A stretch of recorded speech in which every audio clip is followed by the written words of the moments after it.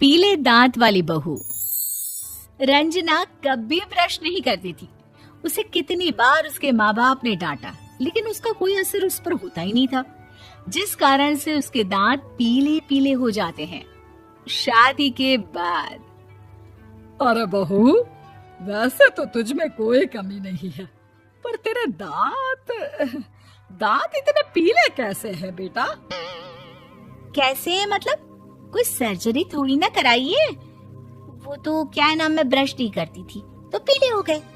अब क्या करूं? आप कहें तो लाल करवा लूं या फिर काले? यार ये क्या है, क्यों माँ से लड़ रही हो? लड़ रही हूँ? अरे मैं लड़ रही हूँ या ये बोल रही है कि दांत पीले हैं, पीले। अरे तपस्या थोड़ी ना की है इन्हें पीले करने के लिए। बकायदा ब्रश नहीं किया है 20 साल तक, तब जाकर। छी, कैसी बात कर रही हो? ये उस वक्त तो पीले नहीं थे जब हम लोग तुम्हें देखने आए थे। अरे तब साफ करवा लिया होगा डेंटिस्ट के पास जाकर। अब देखो कैसे पीले पीले लग रहे हैं। रंजना सास की तरफ गुस्से से देखती है। फिर शुरू हो गई पीले पीले पीले। अरे पीले तो तब भी थे जब मेरे हाथ का रसगुल्ला उड़ा उड़ा कर खा रही थी और बोल रही थी, लड़की नहीं गुणों का खजाना दे रहे भाई साहब आप। खैर, अब वो लोग करते भी तो क्या करते, पीले दांत वाली बहू पल्ले पड़ी थी तो झेलना तो था ही। एक दिन कीर्तन में रंजना गाना गा रही थी।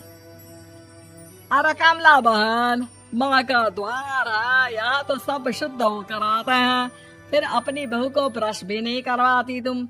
दूर से पीले पीले दांत भक्ति में बाधा उत्पन्न कर रहे हैं।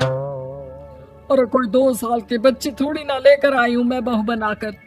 अच्छी खासी लड़की है, अरे कैसे करवाऊं ब्रश? ये तो उसे खुद करना चाहिए ना। अब माँ बाप तो इसके जैसे तैसे निपटा दिए, ये नहीं सोचा कि सास कैसे संभालेगी। सास बहू को लेकर घर आ जाती है, लेकिन सोच लेती है कि अब इसे लेकर कहीं नहीं जाएगी। अगले रोज बहू कहती है, अरे क्या हो गया, मंदिर नहीं जाना क्या? कीर्तन का वक्त हो रहा है। मेरी मधुर वाणी से कान्हा जी जागते हैं और सोते हैं। आप तो जानती है ना उनकी भक्ति में कितना मन लगता है मेरा। वो क्या है ना, तबीयत ठीक नहीं लग रही है मेरी, आराम करूंगी मैं। तबीयत ठीक नहीं लग रही? अभी तो मिथुन के गाने पर नाच रही थी आप, और अब बोल रही है कि तबीयत ठीक नहीं लग रही। अरे भक्ति में मन लगा लो सासू माँ, ऊपर जाना है, क्या मुंह दिखाओगी आप? हाँ? सास को बहू की बात पर गुस्सा आ जाता है। मैं क्या मुंह दिखाऊंगी, इसकी चिंता तो ना कर, समझी? अपने मुंह की चिंता कर, जो ये पीले पीले दांत लेकर हर जगह पहुंच जाती है। पता है लोग कितना मजाक बनाते हैं। ना जी ना, मैं नहीं जाना कहीं तेरे साथ। तो ये बात है।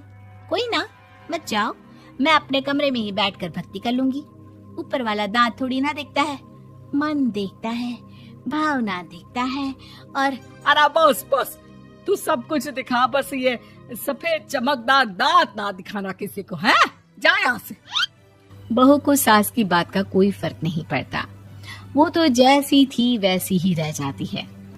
सुबह नहाकर किचन में खाना बनाना, फिर खाना खाना, कीर्तन भजन करना और सो जाना। एक दिन, माँ जी मैं सहेली के घर जा रही हूँ, शाम को लेट आऊंगी।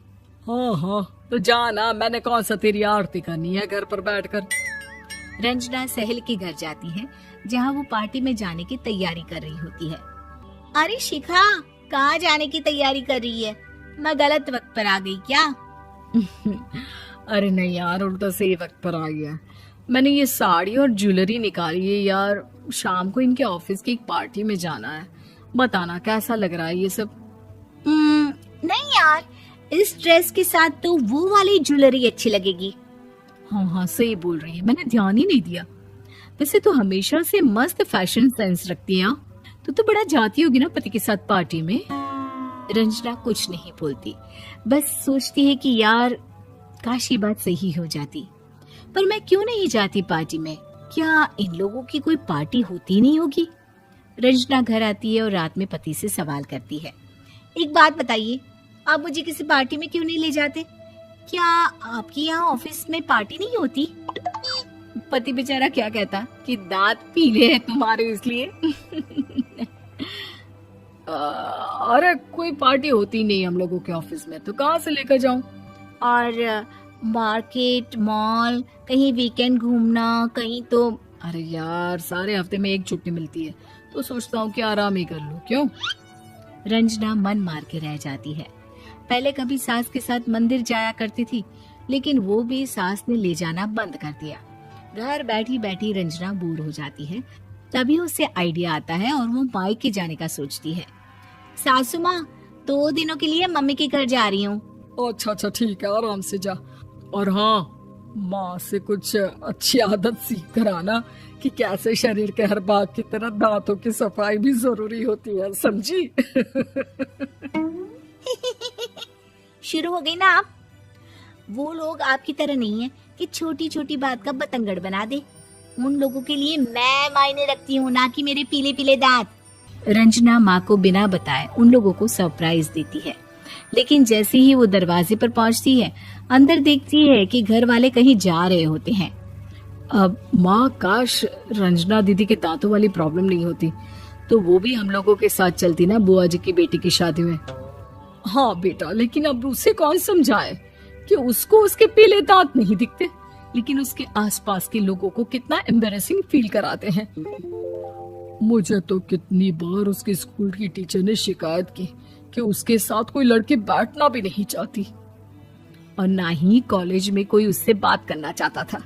लेकिन पता नहीं क्यों उसे ये बात समझ में ही नहीं आती। कोई कमी नहीं है उस लड़की में, बस यही कि दांत पीले हैं। वो तो भला हो जीजा जी और उनकी माँ का, जो दीदी को जैसी है वैसे ही रखा हुआ है। रंजना को अपने घर वालों की बात सुनकर बहुत दुख होता है। वो सोचती है कि वो क्या करे, लेकिन फिर वो सीधा डेंटिस्ट के पास जाती है, अपने दांत चमकाती है और कसम खाती है कि वो रोज ब्रश करेगी। अरे क्या हो गया? तुम तो 2 दिनों के लिए गई थी ना, पर कोई ना, अच्छा है, चलो आ गई तो। रंजना सास के सामने आकर खड़ी हो जाती है और पूरी स्माइल करती है, उसके चमकदार दांतों को दिखाती हुई। हैं? चले मंदिर? माँ, मुझे माफ कर दीजिए, मैंने आप लोगों को बहुत एम्बैरेसिंग फील करवाया। मैं आज से रोज ब्रश करूंगी।